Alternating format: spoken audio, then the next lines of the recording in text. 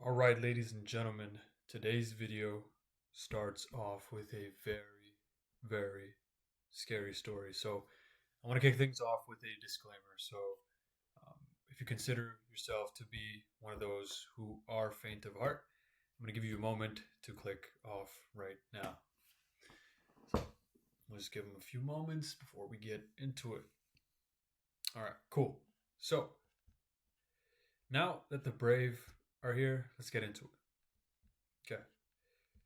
So I was doing a bit of research on the way personal injury lawyers spend their marketing budgets.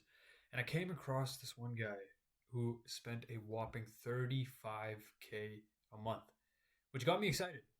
I mean, for someone to drop that amount of money each and every month into their marketing, they're probably getting insane returns, right? You'd be a lunatic not to be getting great returns and spending that much, right?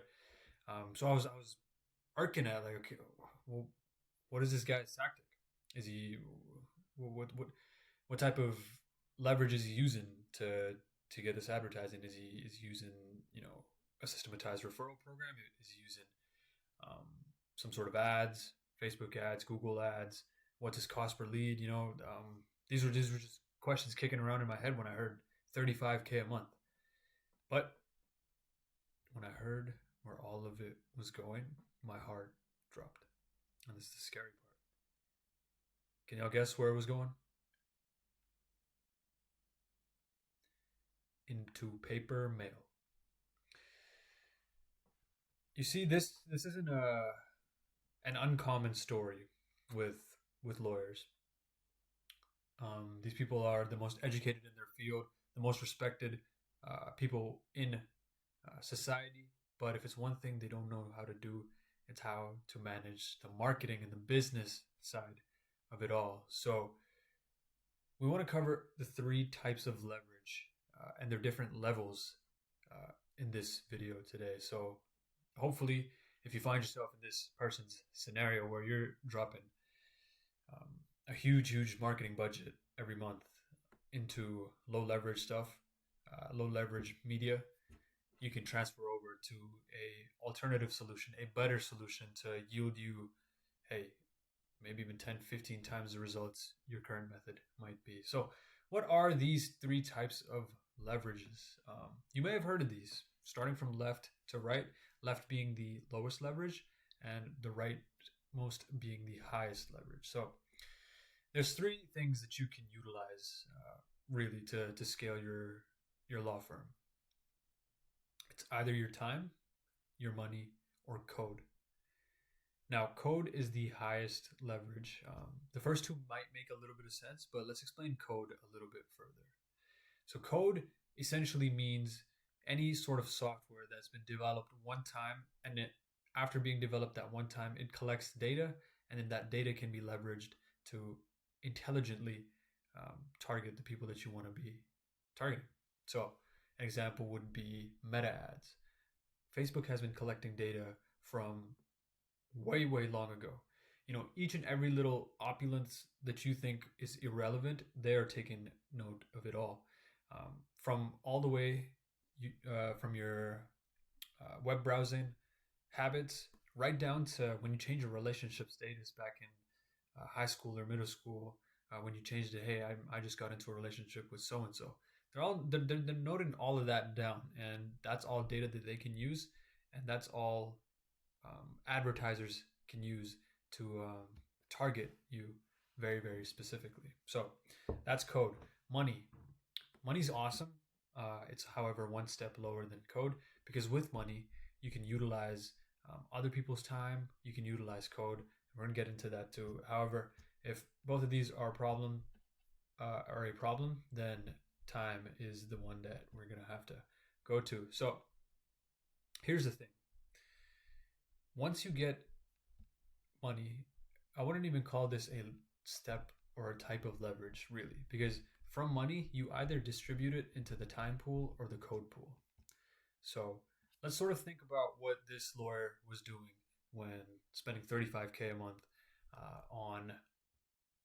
on the paper mail. So let's draw out the two-story paths. The first one will be this lawyer, and then the second one will be perhaps what the lawyer should have done. So let's start with what he's done firstly. So he's got this money, he's got this budget, 35K a month. Big budget. A lot of people are not rolling around with that kind of money. So he could really, really dominate if he uses it to uh, his advantage and uses it very intelligently. However, where did this go right to? Did it go to the higher leverage side or did it go to the lower leverage side? Now, it might be a little bit confusing right now because you kind of don't understand where paper mail really sits. But let's think about it. Someone's delivering that paper mail. Someone's driving the van, putting each and every one of those pamphlets in mailboxes around the city. And that's limited by what? By time. So this is going right into time, this entire budget. And that time, obviously, it does return some sort of money. However, that might be a 20% return, right? And sure, this business is growing technically 20% month on month, but is it growing at the rate that it could be? And more importantly, is it growing at the rate that you'd like it to be? That's a thought that you must consider. So let's look at the alternative path. How can we more effectively use this? Well, let's go the alternative route. Instead of pooling this 35K a month into time, why don't we do 20,000 into code? And this could be in the form of, as I mentioned before, Meta ads, Google ads, LinkedIn ads, Google Map ads, SEO. You see, these things are one and dones and they compound and they return at a far, far higher rate. So what might have been 20% from time might just come out to be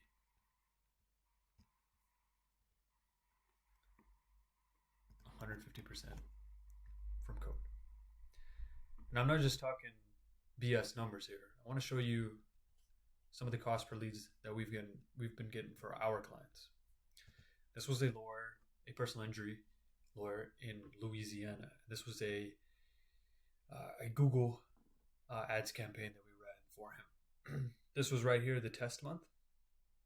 And after doing so, after finding the creatives, after finding the copy that hit, we brought that cost per lead down to right around 35, 40 bucks.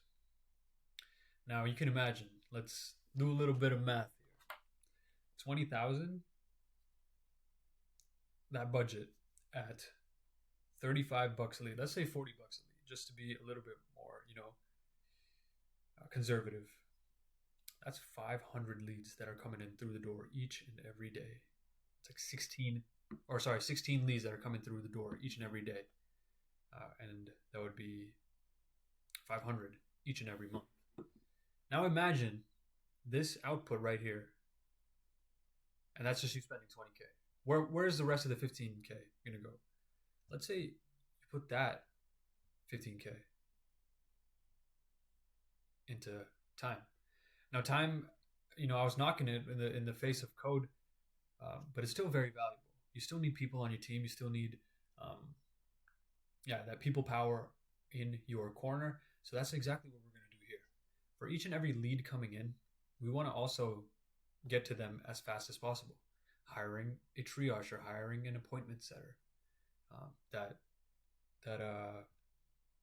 that gets to those leads and make sure that they show up to their initial consultation, right? So 500 leads might be coming through the door each and every single month, but with the help of other people's time, you can make sure a greater percent of those actually show up and convert into clients.